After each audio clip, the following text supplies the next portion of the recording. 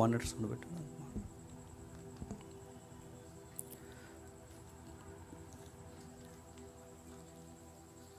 అందరికి కనిపిస్తుందా? చివరి ఉన్న వారికి ఈ రోజు నుంచి మనం ఒక సిరీస్ స్టార్ట్ చేస్తున్నాం.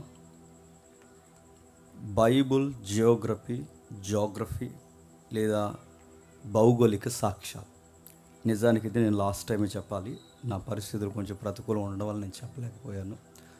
ఈ వారం నుంచి ఈ యొక్క భూభాగాల గురించి మనం మాట్లాడుకోవాల్సిన అవసరం ఉంది. బైబిల్ జియోగ్రఫీ గురించి మనం ఎందుకు మాట్లాడుకోవాలి అంటే, కొన్ని వచనాల యొక్క పరంపర, దాని నైసర్గిక స్వరూపం తెలిస్తే కానీ మనకు అర్థం కాదు. నా మాటలు అందరికీ స్పష్టంగా ఉన్నాయి కదా? కొంచెం ఎరకాటంగానే ఉంటుంది ఈ సబ్జెక్ట్ ఇది, కానీ నాకు ఇలాంటి చెప్పడం ఇంట్రెస్ట్. ఆసక్తి ఉన్న వాళ్ళు చేయొద్దండి, ఆసక్తి లేకపోయినానండి. జాగ్రత్తగా విందాం. బైబిల్ గ్రంథం కేవలం మనుషుల యొక్క చరిత్ర మాత్రమే కాదు, జియోగ్రఫీ కూడా మాట్లాడింది. వాటి జాగ్రఫీని మనం ఎందుకు, వాటి డీటెయిల్స్ మనం తెలుసుకోవాలంటే జియోగ్రఫీ డెఫినేషన్ మనకు తెలియాలి. జియోగ్రఫీ అంటే ఏంటి? దానికి ఒక అర్థం ఉంది. జియోగ్రఫీ అంటే భౌగోళిక శాస్త్రం అని. జియోగ్రఫీ అంటే ఇంకా దాన్ని విపులంగా మాట్లాడుకుంటే పర్వతాలు, నదులు, అడవులు, దానితో అనుసంధానం చేయబడిన ఎత్తులు, మెట్టలు, గుట్టలు, వీటన్నిటిని గురించి మాట్లాడేదాన్నే జియోగ్రఫీ అంటారు, భౌగోళిక శాస్త్రం. ఎందుకు వీటిని గురించి తెలుసుకోవాలంటే, కొన్ని వాక్య భాగాలు నొక్కి నొక్కి నొక్కి పరిసర ప్రాంతాలని ఎక్స్పోజ్ చేస్తూ రాయబడ్డాయి. కొన్ని వచనాలు మనం చదువుతున్నప్పుడు ఎందుకు అలా రాయబడ్డాయి మనకు అనిపిస్తుంది.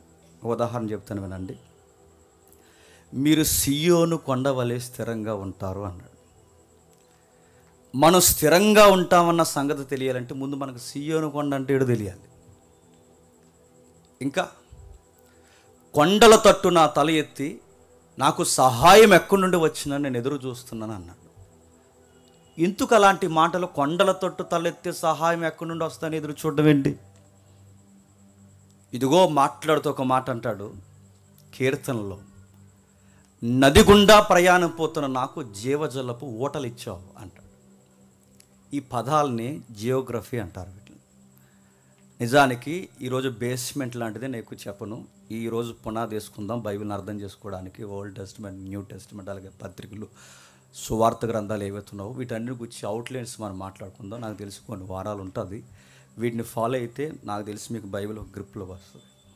నిజానికి ఎప్పటి నుంచి చెప్పాలనుకున్నాను, కొంచెం ఈ 2-3 వారాల నుంచి కొంచెం క్రౌడ్ బాగా ఫాలో అవుతున్నారు కనుక నేను స్టార్ట్ చేస్తున్నాను. సరే, ఏదేమైనా వీటిని గురించి మనం మాట్లాడుకోవడానికి కారణం మరొక ఉదాహరణ చెప్తున్నాను కదండి. ప్రభు అయిన యేసుక్రీస్తు వారు 40 రోజులు శోధన గడియలకు వెళ్ళిపోతాడు, పరీక్షకు. విషమ పరీక్ష గుండా వెళ్ళిపోయిన ఆయనను గూర్చి ఆ సందర్భాన్ని మత్తయి కానీ, లూకా కానీ, మార్కు గారు కానీ మాట్లాడుతున్నప్పుడు, ఆయన పరీక్షింపబడుతున్నప్పుడు కొన్ని ప్రదేశాలు ఎక్స్పోజ్ చేశారు. మళ్ళీ ఏ ప్రదేశాలు? ఆయన ఆత్మచేత అరణ్యానికి కొనుగోబడి. అదేంటి? యోర్దాను నది ఎక్కడ ఉంది, నది ఇక్కడ ఉండగానే వెంటనే మనకు కనబడే పదం ఏంటంటే అరణ్యానికి పోయాడు. అంటే నది అరణ్యంలో, అరణ్యము దగ్గర నది ఉందా? నదే అరణ్యంలో ప్రయాణం చేస్తుందా? సరే, నది పక్కన అరణ్యం ఉంటే వెంటనే మనకు మరలా రాయబడిన మాట ఏంటంటే, ఆయన్ని ఎత్తైన శిఖరం మీదకి సాతాను కొనుపోబడిన. ఇదేంటి అంటే దేవాలయం ఎడారిలో ఉందా లేదా నది దగ్గర ఉందా? అది ఇలా చదువుతూ ఉండగానే మరలా ఆయన ఎత్తైన ప్రదేశానికి తీసుకొని వెళ్ళిపోయాను అని చదువుతాం.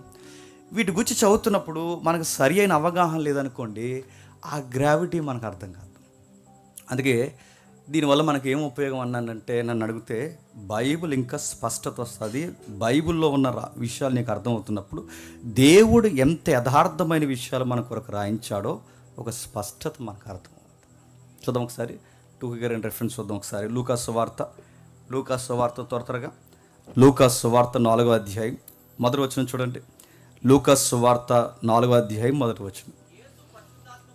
యేసుక్రీస్తు వారు పరిశుద్ధాత్మ పూర్ణుడై యోర్దాను నది నుండి తిరిగి వచ్చి 40 దినములు అపవాది చేత శోధింపబడుచుండెను. బాగా వినండి. ప్రభు అయిన యేసుక్రీస్తు వారి యొక్క జార్డాన్ మినిస్ట్రీ అని ఒక పెద్ద సబ్జెక్ట్ ఉంది. ప్రభు అయిన యేసుక్రీస్తు వారి యొక్క మినిస్ట్రీ ఎక్కువగా యోర్దానును ఆనుకుని గలిలయ మండలంలో ఎక్కువ పనిచేశాడు ఆయన. రెండవది, బాప్టిజం ఇచ్చి యోహాను యొక్క పరిచర్య ఎక్కడుంది? యోర్దాను పై ప్రాంతాల్లో యేసుక్రీస్తు వారి పరిచర్య చేస్తే, యోర్దాను లోతట్టు ప్రాంతంలో పరిచర్య చేసింది ఎవరు? John the Baptist. అర్థమవుతులేదు? జియోగ్రఫీ అంటే కొంచెం కన్ఫ్యూజ్ ఉంటుంది, వినండి. మీకు అర్థమైపోయినా వినండి, నా ఆశ కోసమన్నా వినండి. సరే, యోర్దాను పై ప్రాంతాలంటే పల్లె ప్రాంతాలు, పట్టణ ప్రాంతాలు, యోర్దాను ఆనుకున్న మండలం ఏదైతే ఉందో, గలిలయ కానీ, నజరేతు కానీ, కపెర్నహూం కానీ, కొన్ని ప్రాంతాల్లో ప్రభు అయిన యేసుక్రీస్తు వారు ఎక్కువ చుట్టాడు ఆయన 3.5 సంవత్సరాలు. ఈ పరిసర ప్రాంతాల్లో ఆయన ఎక్కువ సువార్త చేస్తే, మరి బాప్టిజం ఇచ్చే యోహాను పరిచర్య ఎక్కడ ఉందంటే ఆయన ఎక్కువ ట్రావెలింగ్ చేయలేదు. ఆయన పరిచర్య అంతా లోతట్టు ప్రాంతమైన నది లోయలో, అంటే ఆ భయంకరమైన కెనాల్ ఏదైతే ఉందో ఆ ఆరిన కెనాల్లో కనబడుతున్న లోపల లోతట్టు ప్రాంతంలో బాప్టిజం ఇచ్చి యోహాను పరిచర్య. ఇలా జియోగ్రఫీ ఎక్కడికక్కడే మనకు కనబడుతుంది. ఈ జియోగ్రఫీ గురించి మాట్లాడుకున్నప్పుడు ప్రభు అంటున్నాడు చూడండి, ఆయన అరణ్యానికి కొనుపబడ్డాడట. అరణ్యానికి కొనుపబడిన ఆయన 9వ వచనంలో అక్కడ రాస్తున్నాడు చూడండి. 9వ వచనంలో, పిమ్మట ఆయన్ని యెరూషలేములోకి తీసుకొని పోయి దేవాలయ శిఖరమున ఆయనను నిలవబెట్టి, నీవు దేవుని కుమారుడివైతే ఇక్కడి నుండి కిందకు దూకుము, నిన్ను కాపాడువాడు నిన్ను కాపాడుటకు నిన్ను గూర్చి తన దూతలకు ఆజ్ఞాపించాడు. 2 ప్రదేశాలు రాస్తున్నారు చూడండి. ఒకటి, అరణ్యానికి పోయాడట. అరణ్యానికి పోయిన వెంటనే మళ్ళీ ఎక్కడికి వచ్చాడట? సిటీకి వచ్చాడట. సిటీలో ఉండగానే మళ్ళీ ఎక్కడికి వెళ్ళాడట? దేవాలయపు శిఖరానికి వెళ్ళాడట. దేవాలయపు శిఖరం అనగానే కొంచెం జోగ్రఫికల్ ఇమేజ్ చూద్దాం ఒకసారి. ఆ దేవాలయపు శిఖరం ఒకసారి చూడండి. మీకు ఎందుకు నేను చెప్తున్నాను మీకు అర్థమవుద్ది, మీరు చూపించిన కొంచెం త్వరగా. వీటిని గూర్చి మనం మాట్లాడుకుంటున్నప్పుడు వీటి గూర్చి అవగాహన మనకు ఎందుకు అవసరం మనకు అర్థమవుద్ది. ఇది ప్రభు అయిన యేసుక్రీస్తు వారిని ఎత్తైన శిఖరం మీదగా సాతాను లిటరల్గా ఇదే ప్రభు అయిన యేసుక్రీస్తు వారిని తీసుకెళ్ళిపోయింది సాతాను అక్కడికే. ఆ పైన ఒక కట్టడం నువ్వు చూసారా, అక్కడికి తీసుకెళ్ళి అది టెంప్టేషన్ గురి చేస్తుంది. ఏమంటుందంటే, నువ్వు దూకు, నువ్వు దేవుని కుమారుడు అయితే. మరి ఇది ఎక్కడుండగానే మళ్ళీ సిటీ ఎక్కడుంది? ఇప్పుడు మనకు కనబట్టలేదు ఇమేజ్. ఈ ఫోటో బ్యాక్గ్రౌండ్ అంటే ఇప్పుడు ఎవరైతే ఈ ఇమేజ్ని తీస్తారో దీని బ్యాక్ సైడ్ ఉండే ఏరియా అంతా సిటీ ఆఫ్ జెరూసలేం. ఇంకా మీకు అర్థం కింద కనబడుతుంది చూడండి. ఆ ఏవైతే మీకు అంజూర చెట్లు కనబడుతున్నాయో, ఈ అయితే ఫలములు కనబడుతున్నాయో, ఈ తమల వృక్షాలు ఉన్నాయి చూసారా, వీటి వెనకాల ఆనుకొని ఉండే ప్రదేశం జెరూసలేం కనబడుతుంది. ఈ పర్వతానికి ఆవల అటువైపుకి వెళ్ళిపోతే మీకు వెంటనే టచ్ అయ్యేది ఏంటంటే అరేబియా ఎడారి టచ్ అవుతుంది. అంటే యేసుక్రీస్తు వారి యొక్క భౌగోళిక సాక్ష్యం ఎంత ఖచ్చితమైందో చెప్పడానికి ఈ రోజుకి సాక్ష్యాలు మనకు కనబడుతుంది. అప్పుడప్పుడు నేషనల్ ఛానల్స్లో, స్టేట్ ఛానల్స్లో కూర్చొని కొంతమంది ఏమంటున్నారంటే యేసుక్రీస్తు అనే క్యారెక్టర్ కల్పిత కాదంటున్నారు. ఇలా బొంద. యేసుక్రీస్తు వారి యొక్క క్యారెక్టర్ కల్పిత కాదైతే జాగ్రఫికల్ ఎవిడెన్స్ ఉంది ఇక్కడ, లాజికల్ ఎవిడెన్స్ ఉంది ఇక్కడ. ప్రతి బైబిల్ రెఫరెన్స్కి ఈ రోజుకి వరల్డ్ మ్యాప్లో పిన్ పాయింట్తో సహా గుర్తించగలిగే పక్కా ఎవిడెన్స్ ఉన్నాయి ఇక్కడ. ఆయన గుర్చిన ఉనికి ఎక్కడెక్కడ సంచరించాడో, ఆయన బాప్టిజం తీసుకున్నప్పుడు ఆయన ఖచ్చితంగా ఎక్కడ కొనుగోబడి పరీక్షకు గురయ్యాడో, అదిగో ఆ మౌంటైన్ ఇంకా కనబడుతుంది మనకి.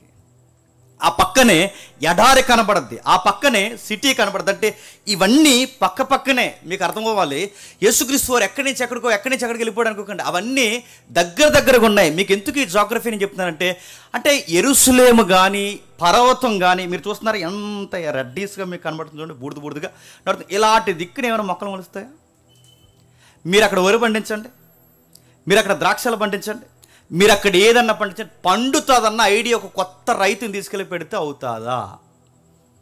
మీకు ఎందుకు జియోగ్రఫీ అవసరం అంటే మీరు బాగా వినండి. ప్రపంచంలో మనకు గుడ్ డెఫినేషన్ ఉంది. ఏంటంటే ప్రపంచంలో సారవంతమైన నేల ఏదన్నా ఉందంటే యెరూషలేం అనుకుంటాం. నో, ప్రపంచంలో సారవంతమైన నేల యెరూషలేం అనుకుంటాం. కాదు. ప్రపంచంలో ఎందుకు అది సారవంతమైన నేల అయింది? దాని వెనక యెహోవా ఉన్నాడు గనక. సౌడు నేల ఏదన్నా ఉందంటే అదే, పంటకి పనికిరాని నేల ఏదన్నా ఉందంటే అదే.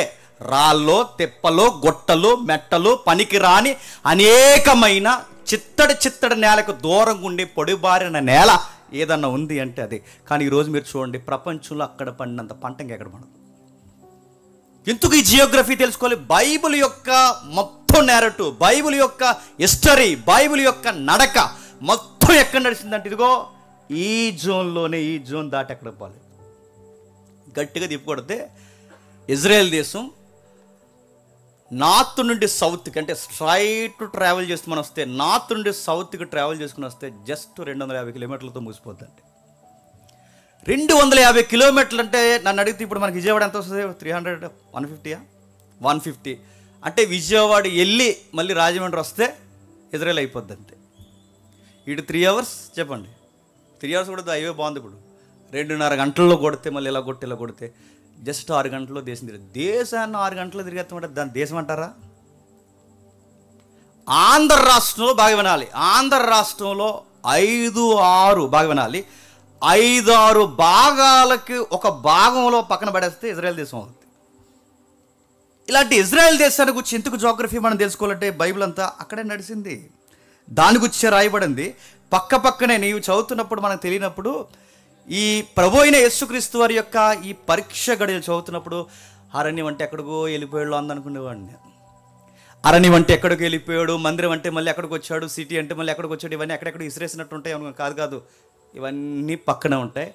జస్ట్ 250 లోపే హిస్టరీ అంత తిరుగుతుంది. ఇంకేం రాస్తున్నాడు? 125వ కీర్తన మొదటి వచనం చూడండి ఒకసారి. 125వ కీర్తన మొదటి వచనం, 125వ కీర్తన మొదటి వచనం, 125వ కీర్తన త్వరగా ముగిస్తాను. 125వ కీర్తన మొదటి వచనం. యెహోవాయందు నమ్మిక ఉంచిన వారు కదలక నిత్యము నిలుచు సియోను కొండ వలె ఉందరు. ప్రశ్న అడుగుతాను, చెప్పండి. ఆ ఇమేజ్ చూపించండి, ఇందాక లాస్ట్ నేను పంపించాను కదా. యెహోవాయందు నమ్మిక ఉంచిన వారు కదలకుండా ఎలా ఉంటారట? సియోను కొండ వలె ఉంటారు. ఇప్పుడు ప్రశ్న, సియోను కొండ అంటే చచ్చారు ఈరోజు నా చేతిలో, చెప్పండి. సియోను కొండ అంటే మరలా సీనాయి కొండ తెలుసా తెలీదా? సీనాయి కొండ మీద ఏం జరిగింది? మోసే గారు 40 రోజులు అక్కడుండి 10 ఆజ్ఞలు తీసుకున్నాడు. ఆ సీనాయి కొండే సియోను కొండ అని అనకండి, అది వేరేది వేరు. మరలా సియోను కొండ అనగానే బాగా, సియోను యెరూషలేము, ఈ పదాలు ఇక్కడ ఉంటాం కదా. సియోను యెరూషలేము, సియోను యెరూషలేము, సియోను పట్టణమా, యెరూషలేము పట్టణమా, సియోను పట్టణమా, యెరూషలేము పట్టణం వింటాం. సియోన్ అంటే ఏంటంటే అలా మీకు ఒక మౌంటైన్, అదే ఆ కొండ కనబడుతుంది చూడండి, మొత్తం 9 ఏరో మార్క్ తిప్పుతున్నాడు చూడండి. ఆ కనబడుతున్న ఈ ఎత్తైన నేల, ఈ కన్స్ట్రక్షన్ కింద ఉన్న ఆ ల్యాండ్ అంతటిని ఏమంటారంటే సియోను కొండ అంటారు. ఈ సియోను కొండ మీద కట్టబడిన సిటీయే యెరూషలేము. అందుకే సియోను పట్టణం అన్నా యెరూషలేమే, యెరూషలేము పట్టణం అన్నా సియోను పట్టణమే, సియోను పట్టణం అన్న యెరూషలేమే, యెరూషలేము పట్టణం అన్న సియోను. ఇప్పుడు బాగానండి, బండ మీద కన్స్ట్రక్షన్ జరిగితే స్ట్రాంగ్గా ఉంటాయా ఉండవా? ఇసుకలో కన్స్ట్రక్షన్ జరిగితే స్ట్రాంగ్గా ఉంటాయా? బండ మీద కన్స్ట్రక్షన్ జరిగితే స్ట్రాంగ్గా ఉంటాయా? ప్రభు చెప్పిన ఎగ్జాంపులే. బండ మీద కట్టబడిన పట్టణము స్థిరముగా ఉండును. ఇప్పుడు చెప్పండి, సియోను పట్టణం వలె నీతిమంతుడు స్థిరముగా ఉంటాడంటే నువ్వు దేవుడు చెప్పినట్టు జీవించి, దేవుని ఆజ్ఞలు పాటించి, దేవుని దీవునికి దగ్గరగా ఉంటే తుఫాన్లు వచ్చినా, ప్రమాదాలు వచ్చినా, ప్రకృతి వైపరీత్యాలు ఎంత విలయతాండం చేసినా నీ లైఫ్లో నీ గుడారం కానీ నీ జీవితం కానీ ఇంచు కూడా కదలనడానికి వాడిన జోగ్రఫికల్ ఎగ్జాంపుల్ చెప్పండి, సియోను కొండ వల్లే ఉంటారు. అంటే మీకు అర్థమవుతుంది. అంటే ఒక విషయాన్ని మనం ఇంత నిగూఢంగా అర్థం చేసుకుంటే, వాక్యం దావీదు గారు అన్నట్టు మనకు ఎలా ఉంటుందంటే కొవ్వు మెదడు దొరికినట్టు ఉంటుంది. కొవ్వు మెదడు అంటే ఏంటని అడగండి, అదో కర్రీ. ఆ రోజుల్లో బెస్ట్ కర్రీ అనమాట. వాళ్ళు బాగా చేస్తారు కర్రీ. మనం వండితే ఇంకా అంతే సంగతులు అనుకోండి, వాళ్ళు బాగా వండుతారు. వాళ్ళు ఉండే కర్రీస్లో బెస్ట్ కర్రీస్ ఏంటంటే కొవ్వు మెదడు. అంటే వాళ్ళ యొక్క మేకలను కానీ, గొర్రెలను కానీ, ఎక్సెట్రా బిగ్ వాళ్ళ ఉన్నాయి కదా, వాటిని కానీ వాటి వండినప్పుడు వాళ్ళ యొక్క టేస్ట్ని ఎక్స్పోజ్ చేస్తూ, అంటే నీ వాక్యము కొవ్వు మెదడు వల్ల ఉంది, నీ వాక్యము జుంతే తేనె ధారల్లా ఉంది, నీ వాక్యం ఎప్పుడు అలా ఆ ఫీల్ ఎప్పుడు వస్తుంది చెప్పండి? వాక్యం చదువుతున్నప్పుడు 2 4 చెప్పండి, 3 9 అని చదివితే రాదు. అలా చదివితే మనకి కొన్ని రోజులు సబ్జెక్ట్ ఏమో చెప్పండి బోర్ అవుద్ది. కానీ మన సబ్జెక్ట్ని ఆస్వాదిస్తూ చదివనుకోండి వాక్యం మనకు అలా ఉండదు తెలుసా, తెప్పరు వెళ్ళినట్టు. మీకు ఎప్పుడు ఎగ్జాంపుల్ చెప్పాను వినండి, చెప్తాను మళ్ళీ ఒకసారి వినండి. చిన్నప్పుడు ఒక అడ్వర్టైజ్మెంట్ వచ్చేది, గంగా సీలింగ్ ఫ్యాన్ అని. మీరు అన్నారు లేదు, రాసి అనుకుంటాను వచ్చేది. అప్పుడు ఆ గంగా సీలింగ్ ఫ్యాన్ కింద కూర్చుంటుంది ఆవిడ, టక్కమైన సైడ్లో వేసిపోద్ది. ఇలా హిమాలయాలకు పోతుంటుంది, అలాగే సముద్రంలో పోతుంటుంది, పొలాల్లో పోతుంది. చైర్తోనే ఆ చైర్ అలా పోతుంటుంది, ఇలా పోతుంటుంది, ఇలా పోతుంటే గంగా సీలింగ్ ఫ్యాన్ వేసుకుంటే అలా వెళ్ళిపోయినట్టు ఉంటుంది అన్నమాట. అది నిజమో కదా నాకు తెలియదు, కానీ నిజంగా నువ్వు బైబిల్ని ఈ కోణంలో అర్థం చేసుకుంటూ చదివితే నీ గదిలో ఉండగానే నువ్వు సియోను కొండ మీదకి వెళ్ళి వచ్చినట్టు ఉంటుంది. నీ గదిలో ఉండగానే ఎర్ర సముద్రం పాయలైపోయినట్టు ఉంటుంది. నువ్వు బైబిల్ని ఆ విధంగా అర్థం చేసుకుంటూ చదివితే, మళ్ళీ చెప్తున్నాను, జలప్రలయం మన గదిలోకి అలా వచ్చి మళ్ళీ వెళ్ళిపోయినట్టు. బైబిల్ని అలానే చదవాలి, అలానే అర్థం చేసుకోవాలి. అందుకే ఇప్పుడు చెప్తున్నాడు, సియోను కొండ వలె మీరు స్థిరంగా ఉంటారన్నాడు. ఎందుకు ఇలాంటి మాటలు మాట్లాడుతున్నాడంటే, ఆయన చెప్పే మాటలు ఎంత ఖచ్చితమైన మాటలు అని చెప్పడానికి ఆయన వాడుకున్న పదాలు భౌగోళిక శాస్త్రాన్ని ఎక్కువ ఉపయోగించాడు. నెక్స్ట్, ఏంటి బైబిల్ చరిత్రలో ఎక్కువ రాయబడిన ప్రదేశాలంటే కొండలు, గొట్టలు, అరణ్యాలు, ఎడార్లు, వీటి మధ్య బైబిల్ చరిత్ర జరిగింది. ఇంకా వీటి మధ్య ఇశ్రాయేలు చరిత్ర జరిగింది. ఇలాంటి ప్రదేశాన్ని బాగా వినాలి. కొండలు, గొట్టలు, అదిగో మీకు కనబడుతున్నాయి, కొండలు, గొట్టలు. ఇప్పుడంటే కట్టేశారు కాబట్టి మీకు నీట్గా కనబడుతుంది, కానీ అవి లేనప్పుడు మీరు ఒకసారి ఊహించుకోండి. కొండలు, గొట్టలు, ఎడార్ల మధ్య ఇజ్రాయెల్ చరిత్ర జరిగితే, కొండలు, గుట్టలు, మెట్టలున్న ప్రదేశాన్ని పాలుదేలు ప్రవశించు పాలస్తీనా, క్షమించండి, పాలుదేలు ప్రవశించు ఇజ్రాయెల్ అనొచ్చా చెప్పండి. ఇలాంటి మెట్ట ప్రాంతం మనకు ఒక ఎకరం ఇస్తాను అనుకోండి, ఏమంటామండి? ఏమంటాం చెప్పండి. అలాంటి కొండ, రాతి కొండ మనకు ఒక ఎకరం రాసిస్తాను అనుకోండి, మన మామగారు ఏమంటారు? మీరు సూపర్ మామ అంటారా? గుట్ట ఏం చేసుకుంటాం? కానీ గమనించండి, ఇలాంటి వాటిని పాలు తేనెలు ప్రవశించు కానాను అనొచ్చా? కానీ అన్నాడు, పండని రాతి నేలని పాలు ప్రవశిస్తాయి, తేనె ప్రవశిస్తుందని ఆయన ఎలాగంటున్నాడు? ఇజ్రాయెల్ దేశం ప్రపంచంలో సారవంతమైన నేలని ఎప్పుడు అనుకోకండి. ఇంకా చెప్పిన, వర్షాలు లేకపోతే వాళ్ళకి పంటలు ఉండవు, మంచు లేకపోతే వాళ్ళకి పంట ఉండదు. అందుకే ఏలియా పనిష్మెంట్ ఇస్తున్నప్పుడు ఏం ఆపేయాడు తెలుసా? 3.5 సంవత్సరాలు ఆగిపోను కాక. ఎందుకు పనిష్మెంట్ అక్కడ ఎందుకు ఇస్తున్నాడు?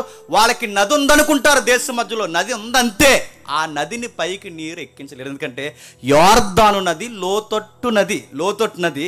ఇప్పుడంటే టెక్నాలజీ ఉందనుక బోరేసి అదేసి ఇదేదో పైపేసి పైకి లాగొచ్చేమో, కానీ ఆ రోజుల్లో లోతట్టు ప్రాంతంలో ఉన్న నీటిని పొలాల్లోకి ఎక్కించడం జరిగే పనా?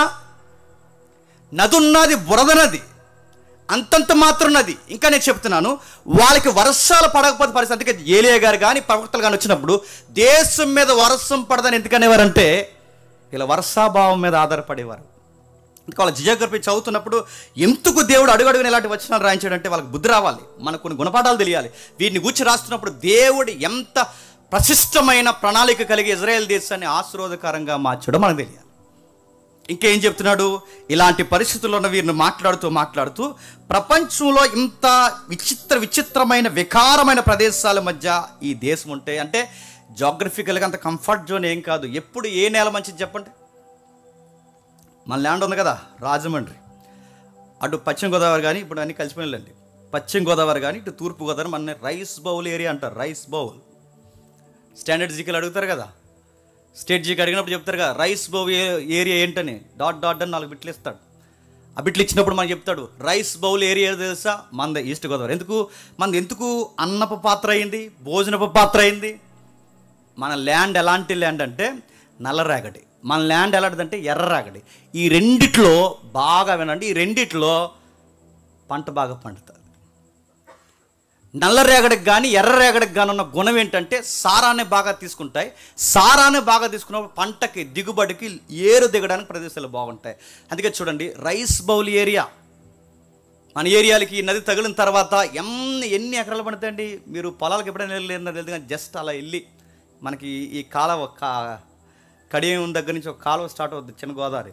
మీరు అటు నుంచి నిలబడి మా ఊరు ఇంచుమించు కాకినాడ వరకు మీరు చూడండి, అలా చూడండి, కొన్ని ఎకరాలు పంట పడుతుంది, కొన్ని ఎకరాలే. మీకు ఎలా చూసినా పచ్చని పొలం అలా కొన్ని ఎకరాలు, కొన్ని వేల వేల హెక్టార్లు ఉన్నాయి. ఇలాంటి నేల పండిందంటే ఒక అర్థం ఉంది. ఆ నేల ఎలా పండుద్దండి? మన దగ్గరండి వంకాయ వేసినా ఇంతే వస్తుంది. ఇది ఇంత సారవంతమైన నేలలో వంకాయ, అది వంకాయ లేకపోతే ఇంక ఏ కాయ అనుకుంటాం మనం. అది ఎంతో ఉంటుంది. మీరు చూడండి, ఆ వంకాయని చూసినప్పుడు అది ఏదో చిన్న సైజు ద్రాక్ష పండులాగా అలా కనబడుతుంది. అలాంటి నేలలో వంకాయ ఎంత ఉంటుంది చెప్పనా? పొట్లకాయ ఎంత ఉంటుంది. ఇదేంటి ఇంత సారవంతమైన నేలలో మన వంకాయ ఎంత ఉండడం ఏంటి? అక్కడ మాత్రం వంకాయ చెప్పండి, ఇదే వింత.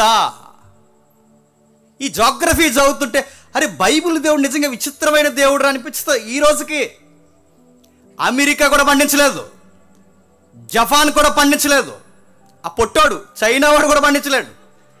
నేను మళ్ళీ చెప్తున్నాను, మన సారవంతమైన నేల మన వాళ్ళు కూడా పండించలేరు, ఎక్కడ పండుతుంది. కానీ ఇజ్రాయెల్ దేశంలో ఎలా పండుతుందంటే ఏదో జరుగుతున్నట్టు మీకు అనిపించట్లేదు? ఇంకా మాట్లాడుతూ ఒకవైపు జాగ్రఫికల్గా దేశం బాగోదు, రెండోది శత్రు సైన్యాలు పూర్తిగా ముట్టేసి ఉంటాయండి. చూడండి, బైబిల్ మ్యాప్ ఏమనుందా? శత్రు సైన్యాలు, బైబిల్ మ్యాప్. శత్రు సైన్యాలు పోనీ ఎందాక పంపిన మ్యాప్ పైన చూపించి, శత్రు సైన్యాలు ఏవైతే ఉన్నాయో పూర్తిగా ముట్టడేసి ఉంటాయి. పూర్తిగా అంటే ఓ పక్కేమో గుట్టలు, మరో పక్కేమో కొండలు, మరో పక్కేమో పర్వతాలు, మరో పక్కేమో అరణ్యాలు, మరో పక్క ఎండిపోయిన నదులు, మరో పక్క విపరీతమైన రాళ్ళ తిప్ప. మీకు ఇంకా అర్థం కావాలి అంటే యేసుప్రభువారు ఎగ్జాంపుల్ చెప్తారు. ఎగ్జాంపుల్ ఏం చెప్తారంటే, యెరూషలేము నుండి ఏ పట్టణానికి దిగిపోతాడు? సమరయుడు. ఎగ్జాంపుల్, యెరూషలేము నుండి యెరికోకు దిగిపోతున్నప్పుడు దొంగల దాడి జరిగిందంట ఒక వ్యక్తి మీద. దొంగల దాడి జరిగింది ఎక్కడ చెప్పినా, ఈ మెట్టల వెనకాల దాక్కుండేవారు అంటే వీళ్ళందరూ ఈ బండరాల వెనకాల దాక్కుని అక్కడి నుంచి ఇక్కడ ట్రావెల్ చేస్తే కరువు కదండి. ఈ ట్రావెల్ చేస్తున్నప్పుడు బట్టలు దోసేసేవారట, వస్తువులు దోసేసేవారట, రకరకాలంటే ఎంత కరువు కాటకాలు. అప్పుడప్పుడు ఈ పాలు దేలు ప్రవశించు కానాను ఆగిపోయినట్టు మనకు కనబడుతుంది. భౌగోళికంగానేమో పంటకు అనుకూలంగా లేదు, రెండవది ప్రాంతీయంగా చూస్తేనేమో విచిత్రమైన ఎత్తులు దిబ్బలు ఇలాంటి ప్రాంతాలు. పోనీ మనుషులు ఏదోలా గడిపేద్దాం అనుకుంటే చుట్టూ ఉన్న శత్రువులు మామూలు కాదు.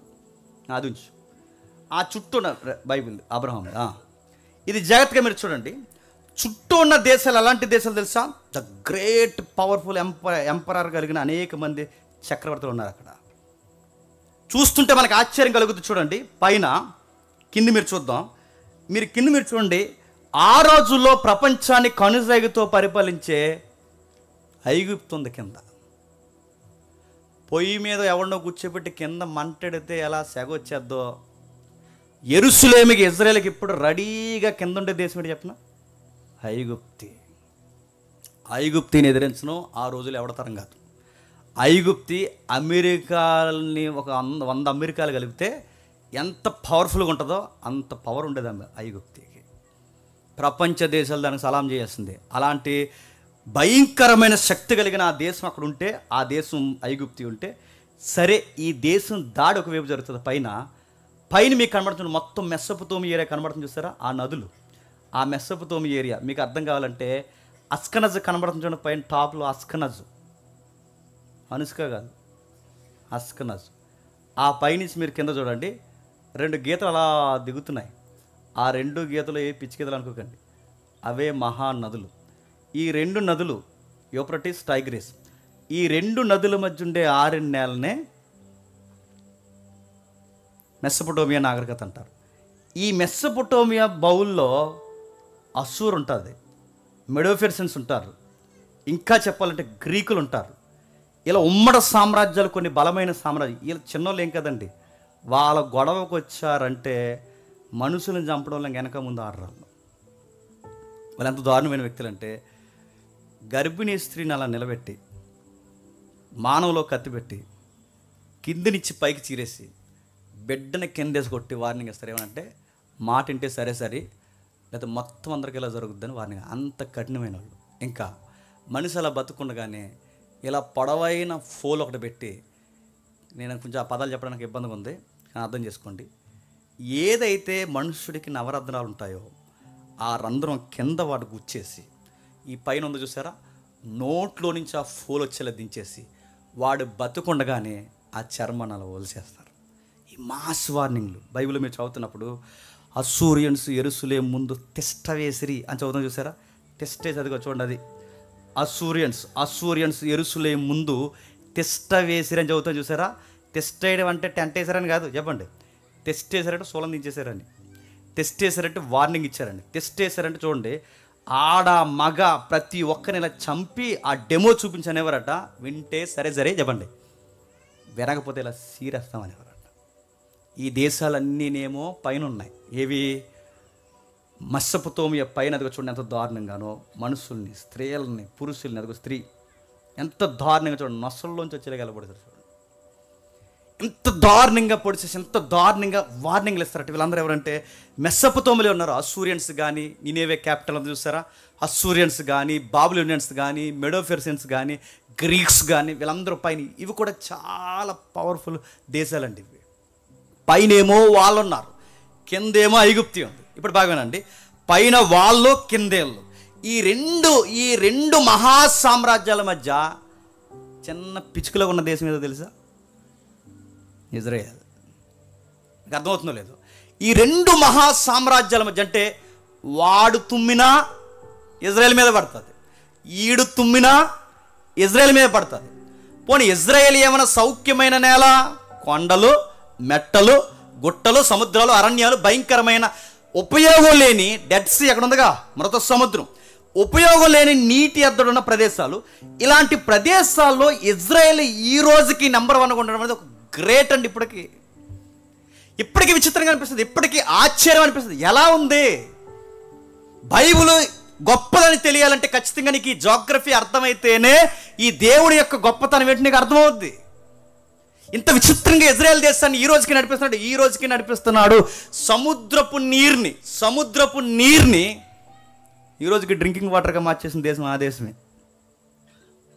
మనకి డ్రింకింగ్ వాటర్ తినకూడదు. మనకి ఈ రోజుకి చూడండి, నెంబర్ 1 pH వాల్యూ వాటర్ దిగుమతి చేస్తారు వాళ్ళు. ఒకటి కాదు, రెండు కాదు. వాళ్ళు జాగ్రఫీ చదువుతుంటే పైనేమో ప్రదేశాలు ప్రమాదమైనవి, కిందేమో ప్రదేశాలు ప్రమాదమైనవి. ఊహించొక మాట చెప్తున్నా వినండి. వీళ్ళు ఎప్పుడైనా పొరుగు రాజ్యాలు గొడవ దిగితే, ఎవరు? ఐగుప్తీలు పొరుగు రాజ్యాన్ని గొడవ దిగారు అనుకోండి. ఇప్పుడు ఐగుప్తి పైన అస్సూరు సామ్రాజ్యం ఉంది. ఐగుప్తి పైన సిరియా పక్కన ఇది ఒక బల్లింపోటు. ఇది ఇజ్రాయేల్ దేశానికి భయంకరమైన దేవతలను అలవాటు చేసిన దేశం ఏదైనా ఉందంటే సిరియా. దాని క్యాపిటల్ డమస్కస్, మనకు తెలుసు కదా. ఈ దేశం వాళ్ళు చాలా చెడిపోయారు వాళ్ళు. పైగా మీరు ఇజ్రాయెల్ అనగానే మొత్తం ఇజ్రాయెల్ అనుకోకండి, జార్డాన్ అసలు సంబంధమే లేదు. ఇప్పటికీ జార్డాన్ కలపడానికి చాలా కష్టం. ఎందుకు చెప్పినా, జార్డాన్ ఏరియాలో ఎవరు ఉండేవారు ఆ రోజుల్లో? శాపగ్రస్తమైన తెగ ఉంది. ఆ శాపగ్రస్తమైన తెగ ఎవరో మనకు తెలుసు. ఆ లోతు గారు అమ్మాయి ఉందిగా, ఆ అమ్మాయిలు పుడతారుగా. ఎవరు వాళ్ళు? అమోనీయులు, మోయాబీలు.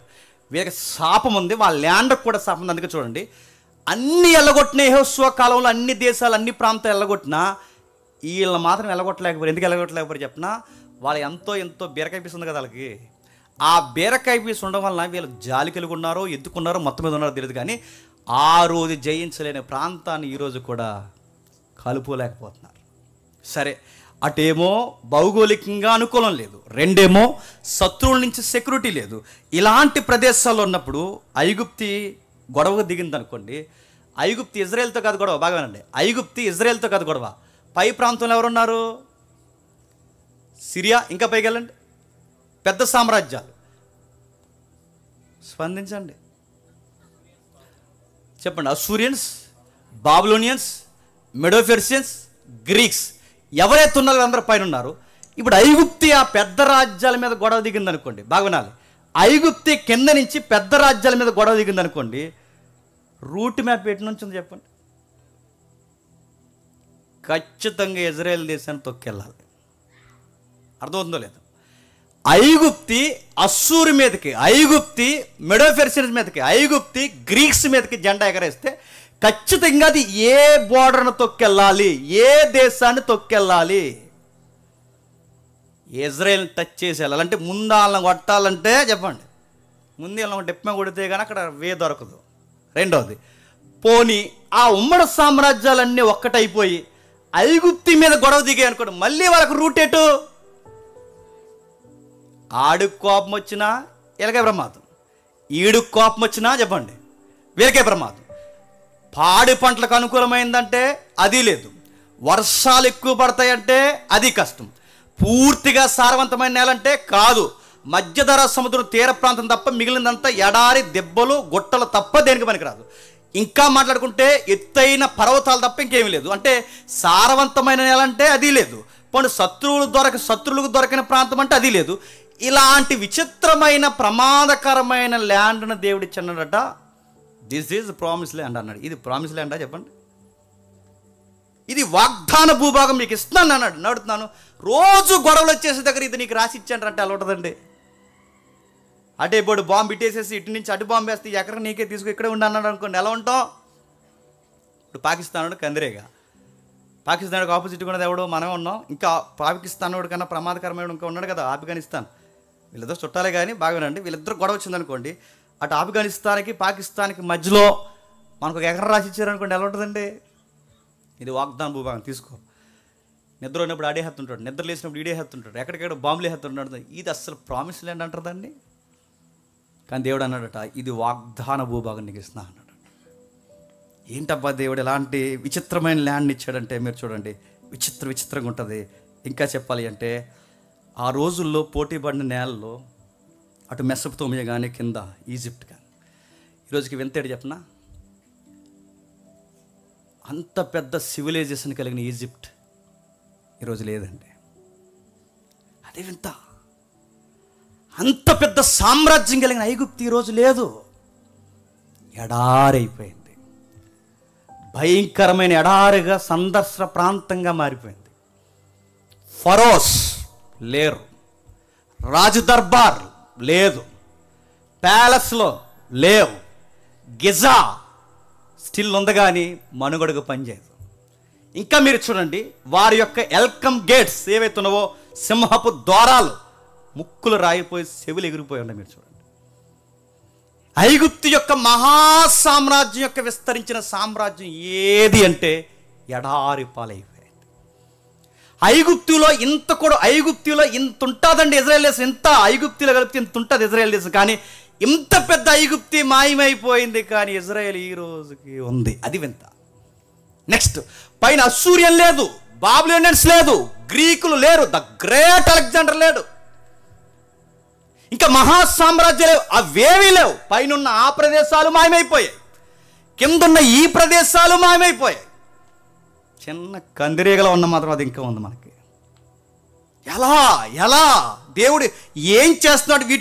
వీటి యొక్క సామ్రాజ్యాలు మాయమైపోతున్నా, తుఫాన్లకు మాయమైపోయాయి, భయంకరమైన ప్రకృతి వైపరీత్యాలకు మాయమైపోయాయి, ఎన్నో దేశాలు నదీ పరివాహక ప్రాంతాల్లో కలిసిపోయాయి. కానీ ఇజ్రాయెల్ దేశం ఇంకా ఉంది.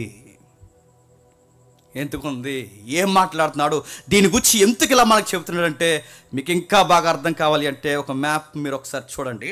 వీడి కూర్చిన వర్షాభావాన్ని గురించి ఒకసారి మాట్లాడదాం. ఒకసారి మ్యాప్ చూడండి. ఎడం వైపునేమో మన బైబిల్ మ్యాప్ చూపించు. ఎడం వైపునేమో అమీబాలో ఒక పెద్ద సముద్రం కనబడుతుంది. అమీబా అంటే ఏంటంటే ఇంకా అంతే సంగతులు. ఇంకా అమీబా అంటే ఆకారం లేదు, ఒకటి ఉంది కదా జీవి, అమీబా. ఆ మహాసముద్రం చూస్తారా, దాని పేరు మెడిటరేనియన్ సీ, మధ్యధరా సముద్రం. ఈ ప్రాంతానికి ఏదైతే బొగ్గ అంటే ఆ సముద్రానికి బొగ్గ ప్రాంతం ఉందో, ఇజ్రాయేల్ బొగ్గ దానికి టచ్ అయితే ఆ తీర ప్రాంతంలోనే అప్పుడప్పుడు ఆ సముద్రం నుంచి లేసి మేఘాలు అలా కురిసాయి. అంతే. అక్కడి నుంచి కొంచెం అలా దూరం జరిగారనుకోండి కుడివైపుకి, వర్షాలు ఉండవు, ఏముండవు. కుడివైపునేమో పూర్తిగా ఎడారి, ఎడం వైపునేమో పూర్తిగా ఉప్పు సముద్రం. నా మాట అర్థమవుతుంది లేదు. కుడివైపునేమో పూర్తిగా ఎడారి, ఎడం వైపునేమో పూర్తిగా సముద్రం, మధ్యలోనేమో నది పేరుకు మాత్రమే ఉంది, కానీ అది పైకి ఉండదు. నది పేరు ఏంటి చెప్పండి? యార్దాన్ నది. అది రెండుగా చీలిపోద్ది. ఇలాంటి పరిస్థితుల్లో మీరు చూడండి, ఇది వాగ్దాన భూభాగం ఎలా అయ్యింది? ఇజ్రాయెల్ దేశానికి దేవుడు ఇది వాగ్దానం అని ఎలా అంటున్నాడు? ఇలాంటి కొండల మధ్య. ఇంకా మీకు బాగా అర్థం కావాలంటే ఉత్తర భూభాగంలో కర్మేల్ నుంచి స్టార్ట్ అవుద్ది. కర్మేలు పర్వతం. కర్మేల్ అనగానే మీకు టక్కమని స్ట్రైక్ అవ్వాలి. ఒక పాయింట్ చెప్పాలి. కర్మేలు పర్వతం అది ఎవరు? ఏలియా. ఏలియా బహిరంగ డిబేట్ చేశాడు కదా, అక్కడే ఆ కర్మేల పర్వతం నుంచి ఏదైనా కొంచెం చిత్తడి తగులుద్దండి, ఆ పై ప్రాంతాలకు అంటే మన ఇండియాకి ఉత్తర భూభాగంలో హిమాలయాలు ఎలా అయితే ఉన్నాయో, యెరూషలేం దేశానికి క్షమించండి ఇజ్రాయెల్ దేశానికి కూడా ఉత్తర భూభాగంలో పూర్తిగా పర్వతాలు ఉంటాయి. పైగా బైబిల్ చరిత్ర అంతా ఎక్కడ జరిగిందంటే, నేను చూపించిన మ్యాప్ ఉందా? బైబిల్ చరిత్ర అంతా ఎక్కడ జరిగిందంటే పూర్తిగా ఇజ్రాయెల్ దేశంలో జరగదండి. మీకు పైన మీకు కనబడుతుంది చూసారా, ఎక్కడ మనకి డెడ్ సీ పైన ఆ మృత సముద్రం ఆ బ్లూ పైన ఆ కనబడుతున్న యారో మార్కర్ రౌండ్ సర్కిల్ ఉంది చూసారా, చరిత్ర ఎక్కువ అక్కడే జరిగింది. న్యూ టెస్ట్మెంట్ కూడా ఎక్కువ అక్కడే జరిగింది. ఆ ప్రాంతాలన్నీ ఎలా ఉంటుందో తెలుసు, జనాభా ఎక్కువ నివసించింది అక్కడే, ఇజ్రాయెల్ ఎక్కువ నివసించేది అక్కడే. అక్కడ ఏముంటాయంటే పర్వత కనుమలు ఎక్కువ ఉంటాయి. ఏముంటాయి అక్కడ మనకు తెలుసు. ఆ పర్వత కనుమలు కొన్ని కొండల పేరు చెప్తాను చూడండి. సియోను కొండ, ఎంత చదివాంగా, అక్కడ ఉండే సియోను కొండ, సీనాయి కొండ, గొలుగత్త కొండ, కల్మేరు పర్వతం, ఇంకా నాకు గుర్తురాట్లేదు చెప్పండి. అన్ని కొండ ప్రాంతాలు. ఇప్పుడు చెప్పండి, ఇలాంటి కొండల మధ్య పిల్లా పాపలతో నేను అక్కడ నివసించాలి అంటే నాకు మనుగడ జరుగుద్దా? ఇజ్రాయేల్ ప్రజ అక్కడ నిలబడందట, కొండల మధ్య నిలబడి, ప్రభువా కొండల తట్టు నా కన్నులు చెప్పండి ఎత్తుచున్నాను, సహాయము కొండలపై నుంచి వస్తుందని నేను నమ్ముచున్నాను. ఎంత జోగ్రఫికల్ లాంగ్వేజ్ చూడండి, ఎంత బాగుందో. నేను కొండల తట్టు నా కన్నులు ఎత్తుచున్నా అంటే ఏం కొండలో? కోరుకొండ కాదు, ఏం కొండలో? ఆ కొండలు, పండని కొండలు, ఉపయోగం లేని కొండలు, నివాసానికి యోగ్యం కాని కొండలు. పక్షులు, జంతువులు ప్రతిరోజు ఉదయం లేచి యెహోవాకు ప్రార్థన చేస్తే ఆహారం ఎలా దొరికిందో, ఇజ్రాయేల్ ప్రజ కూడా ఆహారం కావాలన్నప్పుడల్లా పక్షుల వల్ల ఎవరికి ప్రార్థన చేశారు చెప్పండి? కొండల వైపు కన్నులెత్తుచున్నాను, సహాయం చేయవాడు నాకు ఉన్నాడని. ఎంత విచిత్రమైన మాటలు మాట్లాడారు చూడండి. ఈ కొండలు తట్టు తలెత్తినప్పుడు దేవుడు వాళ్ళకి సహాయం చేశాడు. ఎలా సహాయం చేసేవాడు? కొండను అలా చూస్తూ ఉండగా, మీరు అన్నాను, కొండలను అలా చూస్తూ ఉండగా ఆ గొరుకైన కొండల మీదకి నల్లని మేఘాలు లెగిసిపోయి వచ్చేసాడు. ఏమాత్రం సారవంతం కాని ఆ నేల మీదకి యెహోవాకి ప్రార్థన చేసి బలిపీఠాలు కట్టి, బలిపీఠాలు ఉన్నత స్థలాలు చదువుతాను చూసారా. ఉన్నత స్థలాలంటే ఉన్నావోలు స్థలాలు అనుకోకండి. ఉన్నత స్థలాలంటే ఎత్తైన ప్రదేశాలన్నీ ఉన్నత స్థలాల మీద బలిపీఠాలు కట్టి భక్తులు బలి అర్పించారని చదువుతాను చూసారా. ఆ ఉన్నత స్థలాల మీద దేవునికి అనుకూలమైన ప్రార్థన చేస్తే వర్షాలు మేఘాలు అలా దిగిపోయాయట, మంచు వర్షం వల్ల అలా కురిసేదట. మీరు చూడండి, ఇజ్రాయేల్ చరిత్ర అరణ్యంలో నడవడమే 40 ఏళ్ళ వింత కాదండి. మరలా ఇజ్రాయేల్ చరిత్ర అరణ్యంలో 40 ఏళ్ళు నడవడమే వింత కాదండి. ఈ రోజుకి అది ఉన్నతమైన పంట తింటుందంటే, ఆ గరుకైన ప్రాంతంలో ఈ రోజుకి నివసిస్తుందంటే ఈ రోజుకి వింతే. కొండల తట్టు సహాయానికి వాళ్ళు అడిగితే దేవుడు వాళ్ళకి చక్కటి సముద్రాన్ని, చక్కటి పైరుని, చక్కటి మేఘాలని, చక్కటి విధి విధానాలతో కూడిన వాటిని వాళ్ళకు అనుమతించేవాడట. మాట వినకపోతే దేవుడు పనిష్మెంట్ ఏం చేశాడంటే కొండల మీద గడ్డి ఎండగొట్టేసేవాడట. మాట వినకపోతే కొండ మీద నుంచి పాడే ఈ పిల్ల కాలువలు ఉంటాయి చూస్తారా, పిల్ల కాలువలు అన్నీ కలిస్తే కదా నది అవుద్ది. ఆ పిల్ల కాలువలను ఆపేసేవాడట, నది ఆపేసేవాడట. ప్రవక్తలను పంపించి ఆ పర్వతం మీద నిలబెట్టి పారుతున్న నదులను ఆపేమని చెప్పేవాడట. మోసే చెయ్యెత్తితే కార్యక్రమం ఒకటి, చేయి దించితే కార్యక్రమం ఒకటి, ఏలియా చెయ్యెత్తితే కార్యక్రమం ఒకటి, చేయి దించితే కార్యక్రమం ఒకటి. జియోగ్రఫీని ఉపయోగించి దేవుడు ఇజ్రాయేల్కి ఎన్నోసార్లు బుద్ధి చెప్పబడలేదా? ఇజ్రాయేల్ చరిత్రలో ఇంకా ఏం రాయబడ్డాయంటే, యోర్దాన్ నది పేరుకుంది, ఆ నదిలో ఉన్న వాటర్ని ఏమాత్రం వాళ్ళు చెప్పండి ఉపయోగించుకోలేరు. అసలే మెట్ట ప్రాంతం, నది ప్రాంతాన్ని కొంచెం అలా సదును చేసుకుని అక్కడ ఏదో కొంచెం పంట వేసుకుందామంటే సదును చేయడం కాదు, ఏమైనా మెత్తగుండే ల్యాండా, అంత గరుకైన కొండ. అలాంటి కొండల్లో నీళ్ళు పేరుకున్నాయి తప్ప వాటిని ఏం చూడలేరట. ఇలాంటి పొజిషన్లో ఉన్న ఇజ్రాయేల్ దేశానికి, అటు భయంకరమైన శత్రువు దేశాల్లో ఉన్న ఇలాంటి దేశానికి, అటు శత్రువులు ఇటు భౌగోళికమైన ప్రదేశాల్లో కష్టతరమైపోయిన ఈ ప్రదేశానికి దేవుడు కృప వలన ఇజ్రాయేల్ని బతికించాడట. భగవానండి, ఇజ్రాయేల్ అన్నం తింటుందంటే దేవుని కృప. ఇజ్రాయేల్ శత్రువులు ఇంతమంది పన్నాగం పని గెద్దల వల్ల ఎత్తుకుపోదామని చూస్తున్నా ఈరోజుకి ఇజ్రాయేల్ ఉందంటే దేవుని కృప. వాళ్ళు ఒక మెతుకు తిన్నారంటే దేవుని కృప, వాళ్ళ బట్ట వేసుకున్నారంటే దేవుని కృప. చుట్టూ ఇంతమంది శత్రువులు, చుట్టూ ఇంత ప్రమాదకరమైన ఎడార్లు, చుట్టూ ఇన్ని మెట్టలు, చుట్టూ ఇంత అనుకూలం కాని ప్రదేశాలుండి కేవలం 250 కిలోమీటర్లు కలిగిన ఈ చిన్న దేశాన్ని బంతులాగా దేవుడు పోషిస్తున్నాడు. అంటే నీకేమనిపిస్తుంది ఈ చరిత్ర చదువుతుంటే? దేశాన్ని పోషించినోడు బుల్లిని ఇల్లుని పోషించలేడు అనుకో, గుర్తుపెట్టుకో. దేశాన్నే పోషించగలిగిన వాడు 2-3 ఉన్న మిమ్మల్ని పోషించలేడని అనుకో, గుర్తుపెట్టుకో. పండని ప్రాంతాన్నే మార్చేసినాడు, గుట్టల్నే సదునుగా మార్చేసినాడు, పనికి రాని సౌడు నేలని సారవంతంగా మార్చేసినాడు. నీ జీవితాన్ని కూడా ఎంత సౌడు నేలగా మారిపోయింది, నీ జీవితం కూడా ఎంత వికారంగా మారిపోయింది, నీ జీవితంలో ఫలములు లేని గొడ్డు భూమిగా మారిపోయినా, మళ్ళీ చెప్తున్నా, ఏమైపోయినా ఆయన వైపు కన్నులెత్తి చూడు, నీ స్థితిగతులు మార్చేస్తాడు ఆయన ఖచ్చితంగా. జియోగ్రఫీ నీకు నాకు ఏం చెప్తుందంటే, ఇజ్రాయెల్ జియోగ్రఫీ అంటుంది, నన్నే మార్చిన యెహోవా. చెప్పండి, మీరు నమ్మండి, మిమ్మల్ని కూడా చెప్పండి, మార్చేస్తాడని నా దేశము చెప్పకనే సాక్ష్యం మనకి చెబుతుంది. అందుకే దేవుడు అంటాడు, ఈ బండలు సాక్ష్యం చెప్తాయి అంటాడు ఆయన, ఈ గుట్టలు సాక్ష్యం చెప్తాయి అంటాడు ఆయన, ఈ ల్యాండ్ సాక్ష్యం చెప్తుంది అంటాడు ఆయన. ఎందుకంటే దీన్ని మార్చిన నేను దాని మీద మిమ్మల్ని పెట్టి మిమ్మల్ని మార్చాలనుకున్నాను, కానీ మీరు లోబడనొల్లని ప్రజలు. నడినెత్తి మొదలుకొని అరికాల వరకు కురుపులతో, గాయాలతో, చీము నెత్తురుతో మీ అమ్మ గర్భం నుంచి పుట్టిన మా ఇంకా మీద వేసుకొని తిరుగుతున్నామని ఒక పోలికగా తిట్టాడు ఆయన. ఎన్నిసార్లు కడిగినా మళ్ళీ ఆ బురదలోకి పోయి తొలుతాను, ఎన్నిసార్లు నీకు స్వస్థత కలిగించినా గాయాలు పాలు చేసుకుంటాను. చూడు, ఇటువైపు శత్రు దేశాలు గెద్దల్లా పోగాయి, ఇటువైపు శత్రు దేశాలు గెద్దల్లా పోగాయి, ఇటు పరిదేశాలు నీకు పంటన ప్రదేశాలు అయ్యాయి, పంట రాని ప్రదేశాలు అయినా నేను ఎత్తుకుని నడిపించే ఇజ్రాయేల్ దేవుడైన యెహోవా ఉన్నాడని నువ్వు ఎందుకు మర్చిపోతున్నావు? నిన్ను కాపాడు, నేను కొనకను, చెప్పండి, నిద్రపోను.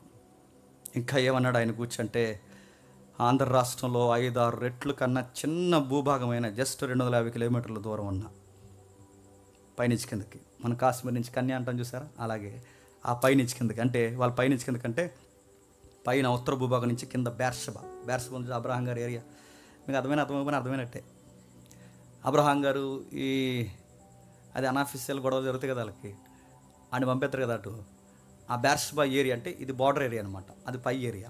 ఆ యార్దాను క్షమించండి, లెబనాన్ నుంచి కింద బేర్షబా ఏదైతుందో ఈ ఏరియా కలిపితే 250 కిలోమీటర్లు. జివ్వని తిరుగుతూ 6 గంటలు తిరిగేచ్చండి. అలా చిన్న దేశం, పైగా ఇంత పెద్ద విస్తరించిన సామ్రాజ్యాల్లో నెలవంక దేశంలో ఉంటుంది. నెలవంక అంటే ఏంటని అడగండి.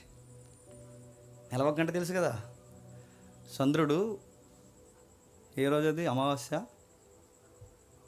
పౌర్ణమా, అమావాస్య తర్వాత ఫస్ట్ డే చంద్రుడు ఇలా ఆఫ్ వస్తాడు, స్టిక్కర్, లేడీస్ స్టిక్కర్ పెట్టుకుంటే ఇలా వస్తాడు చూసారా, సేమ్ అలా ఉంటుందండి మ్యాప్లో ఆ దేశం. అది ఇలాంటి దేశాల మధ్య ఒక నెలవంక లాంటి దేశం అది. అలాంటి దేశం స్థితిగతులు మార్చాడట. ఒక రెఫరెన్స్ చూద్దాం, త్వరగా ముగిద్దాం. రెఫరెన్స్ చూద్దాం, ద్వితీయోపదేశకాండం 14వ అధ్యాయం, ద్వితీయోపదేశకాండం 14వ అధ్యాయం, ద్వితీయోపదేశకాండం 14వ అధ్యాయం 25వ వచనం, త్వరగా.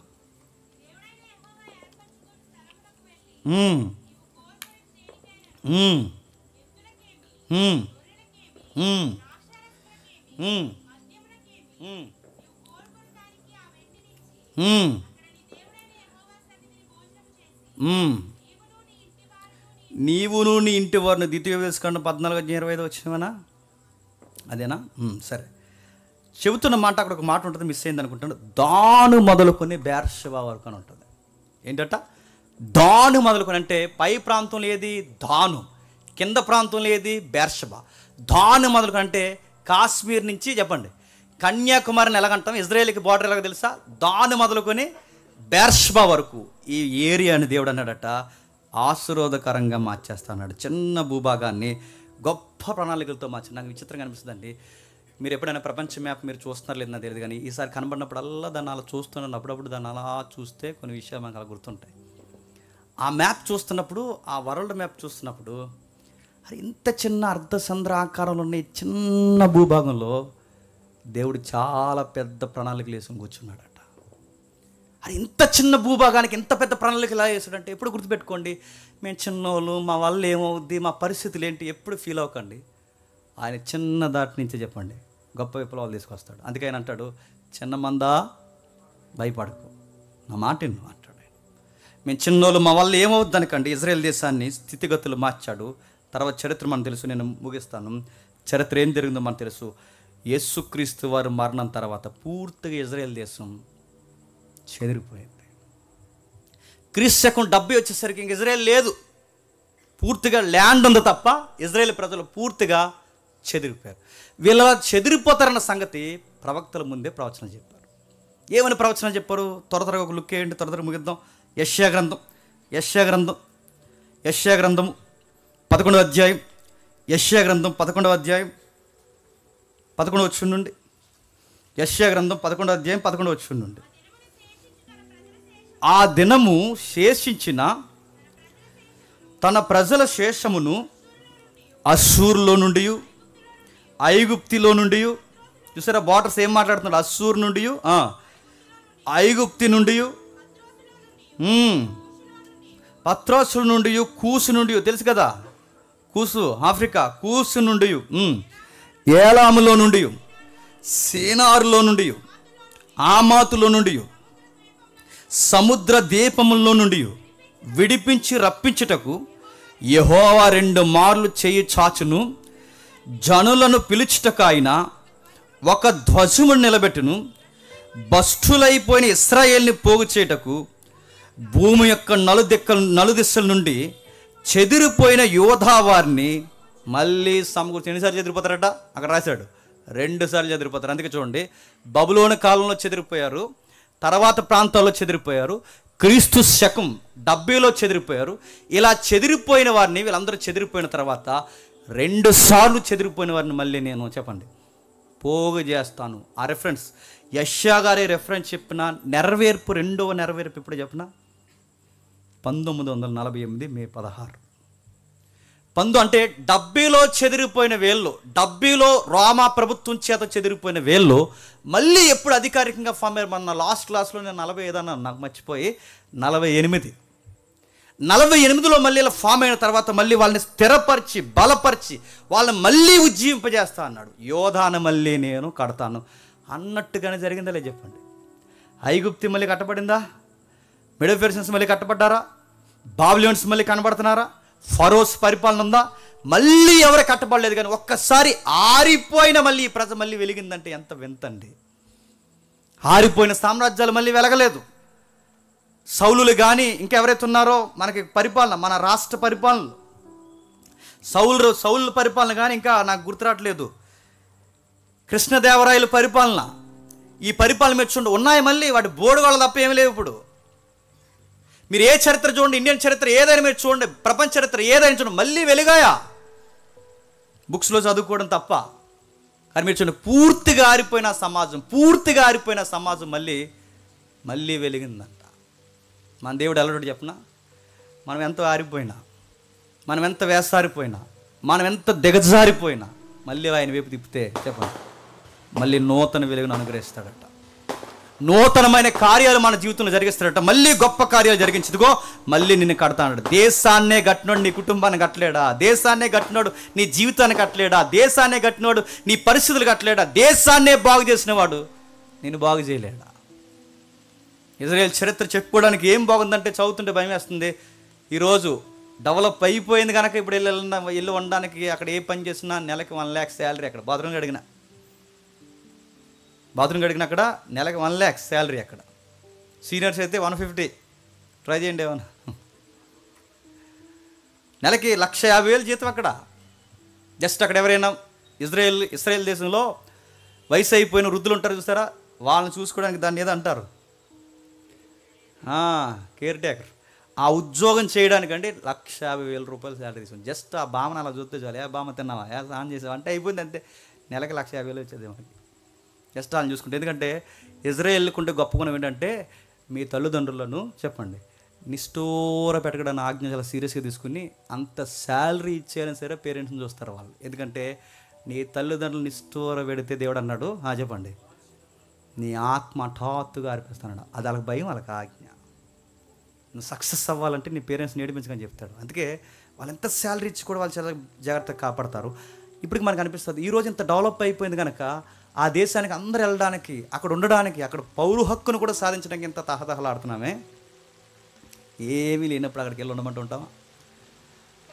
ఏమీ లేనప్పుడు అక్కడికి వెళ్ళి ఉండమంటే నీకు ఈ ల్యాండ్ అంత ఇచ్చేస్తున్నామంటే నువ్వు నేను నమ్మలేదు. కానీ విశ్వాసులకు తండ్రి అయిన చెప్పండి అబ్రహాము నమ్మేశాడు. నమ్మకమైన దేవుణ్ణి నమ్మేశాడు. నన్ను అడిగితే ఇజ్రాయేలు కానాను భూభాగం కన్నా అబ్రహాం గారు ఊరు 100 రెట్లు బాగుంటుంది తెలుసా?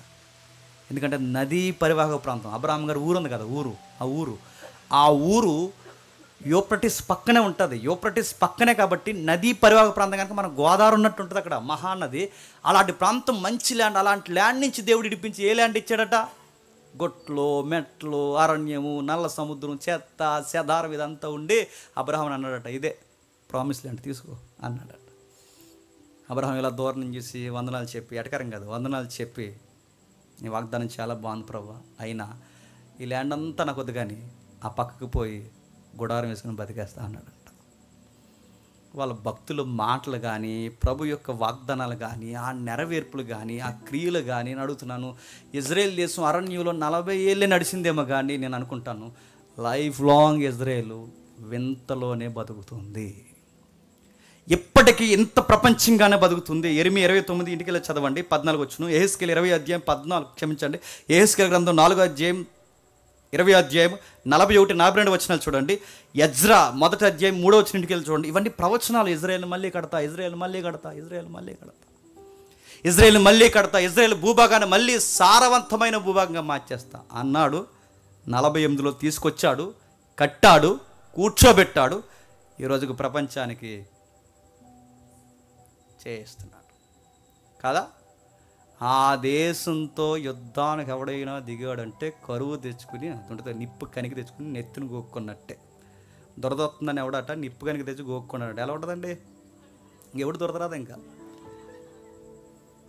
ఇజ్రాయెల్ దేశంతో ఎవడైనా కయ్యాన్ని దిగాడంటే మళ్ళీ చెప్తున్నాను, నిద్రపోయిన సింహాన్ని లేపినట్టే. ఎందుకంటే ఎంతో కొంత మారారు, ఎంతో కొంత ప్రవచనాల వైపు తిరిగారు, మెస్సియా వైపు చూస్తున్నారు. మెస్సయ్య వస్తాడని వాళ్ళకి అర్థమవుతుంది. ఆ మెస్సయ్య క్రీస్తుని నమ్మలేకపోతున్నారు. కానీ ఒకటి మాట గుర్తుపెట్టుకోండి, వాళ్ళ దేవుని ప్రణాళికలు ఉన్న ప్రజ. వాళ్ళ ప్రవచనం ఉందంటే పౌలు గారు రోమపత్రిక చెప్తారు, ఇంటికి వెళ్ళి చదవండి. వాళ్ళు లేకపోతే మనం లేము, వాళ్ళ తృణీకరణ లేకపోతే మన కృప లేదు. నిన్నే రక్షించిన దేవుడు తన ప్రజలను విడిచేశారని మాత్రం అనుకోకండి. వాళ్ళ మార్పు కొరకు ఈ బైబిల్ దేవుడు ఇంకా చెప్పండి ఎదురు చూస్తున్నాం, ఇంకా ఎదురు చూస్తున్నాడు అని గుర్తుండి చెప్పిన. ఈరోజు కూడా అక్కడ పంట చాలా దిగుబడి వస్తుందంటే ఇంకా బ్లెస్సింగ్ పని చేస్తుందా లేదా? ఈరోజు కూడా అక్కడ pH వాల్యూ వాటర్ దొరుకుతుందంటే ఇంకా బ్లెస్సింగ్ ఉందా లేదా? గరుకైన మెట్ట ప్రాంతాల్లో స్వచ్ఛమైన ఆక్సిజన్ దొరుకుతుందంటే ఇంకా ఆయన దీవులు పనిచేస్తున్నాయి లేదా? ఒకప్పుడు ఇటు కింద ఐగుప్తి ఉండేది, పైన అస్సూరు ఉండేది. కింద ఐగుప్తి ఉండేది, పైన మెడోఫెర్సన్స్ ఉండేవారు. ఇప్పుడు ఒకప్పుడు పైన కిందే శత్రులు. ఇప్పుడు చెప్పండి, చుట్టూ శత్రులు ఉన్నారు. అయిన ఇజ్రాయెల్ దేశం చెప్పండి స్టిల్ నౌ కనబడుతుంది. చూస్తుంటే ఏమనిపిస్తుంది చెప్పండి? వింత ఇజ్రాయెల్, వింత వింత వింత. ఇలాంటి ఇజ్రాయెల్ దేశాన్ని జోగ్రఫికల్గా చదువుతున్నప్పుడు దేవుడు అంటున్నాడు, ఇదిగో ఈ దేశపు స్థితిగతిని మార్చాను నేను. చెప్పండి, మిమ్మల్ని కూడా మార్చేస్తాను. మురికి నీరుని మంచినీరుగా మార్చేసాడు యార్దాన్ని, మిమ్మల్ని కూడా మార్చేస్తాను. ఉప్పు నీటిని మంచినీరుగా మార్చేశాను నేను, మిమ్మల్ని కూడా మార్చేస్తాను. పండని పర్వతాలని పండే పర్వతాలుగా గడ్డినేలుగా మార్చేశాను, మిమ్మల్ని కూడా మార్చేస్తాను. ఇప్పుడు మన జీవితంలో కూడా ఎడారులు లాంటి ప్రదేశాలు మనకు ఉన్నాయి లేదా చెప్పండి? మన లైఫ్లో పరిస్థితులు ఉన్నాయి. అప్పుడప్పుడు మన జీవితం ఎడారి అయిపోయినట్టు ఉంటుంది, నీటి సుక్కలేనట్టు ఉంటుంది, ఎండమావుల్లా కనబడుతుంది. అంత శత్రువులే, అందరు శత్రువులే మనకి.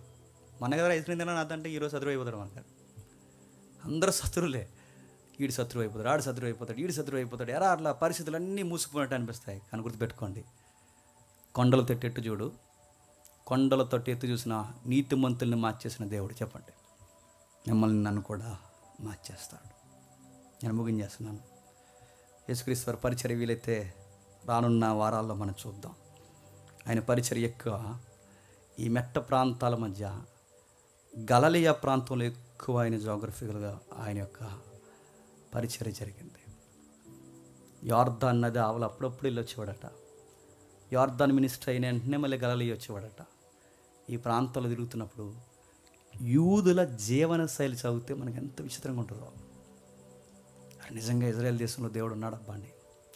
మీకు ఎప్పుడో నెపోలియన్ బోనపార్టీ, అలాగే హిట్లర్, వీళ్ళ మధ్య ఒక డిస్కషన్ జరుగుతుంది. అంటే వాడు వేరు ఇడు వేరు, వాళ్ళ జనరేషన్ కొనసాగుతున్నప్పుడు డిస్కషన్ జరుగుతుంది. నెపోలియన్ దగ్గర ఒక క్వశ్చన్ వస్తుంది. ఆ ప్రశ్న ఏంటంటే, నెపోలియన్ దేవుడు ఉన్నాడంటారా అని అడిగితే నెపోలియన్ ఇచ్చిన ఆన్సర్ ఏంటో తెలుసా? జూయిస్ ఇంకా ఉన్నారంటే చెప్పండి, దేవుడు ఉన్నాడు అంటాడు. అది యూదుల చరిత్ర, అది ఇజ్రాయెల్ చరిత్ర. హిట్లర్ లాంటి వారు ఎంతమంది మీద పడిపోయినా ఇంకా చెప్పండి యూదులు ఉన్నారు. లక్షల మందిని బంకర్స్లోకి దోచి చంపేశాడు హిట్లర్. మహా సామ్రాజ్యాలు తిరగబడి నలిపేశారు యూదుల్ని, ఇజ్రాయెల్. ఇంకా బీజం పనిచేస్తుంది. అరే ఎలా ఉన్నారా, ఐగుప్తీయులు లేరు, అసూరియన్స్ లేరు, ఎవరు లేరు, వీళ్ళు ఎలా ఉన్నారంటే దావీదుకి మాట ఇచ్చాడు, ఒక దీపం మారిపోకుండా ఎప్పుడు నీ కోసం ఒకటి ఉంటుంది దావీదు, నీ పిల్లల మనవల వరకు చెప్పండి నేను పోషిస్తాను. మన దేవుడు ఎలాంటి చెప్పిన మాట ఇచ్చాడంటే ఎడారిలో కూడా పంట పండించేస్తాడు.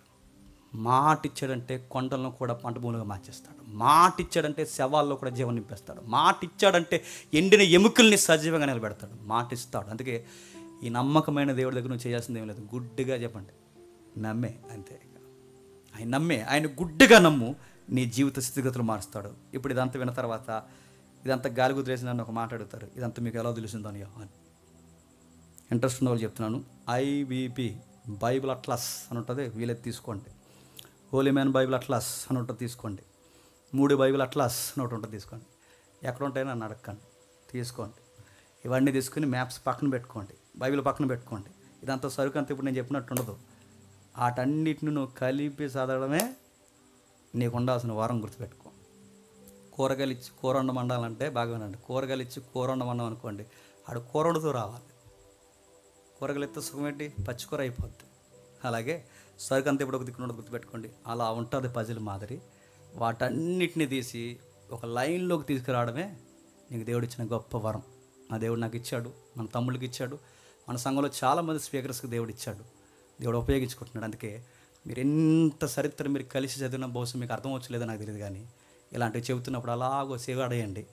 మీ జీవితానికి చాలా దీవెనకరంగా మారిపోవును గాక.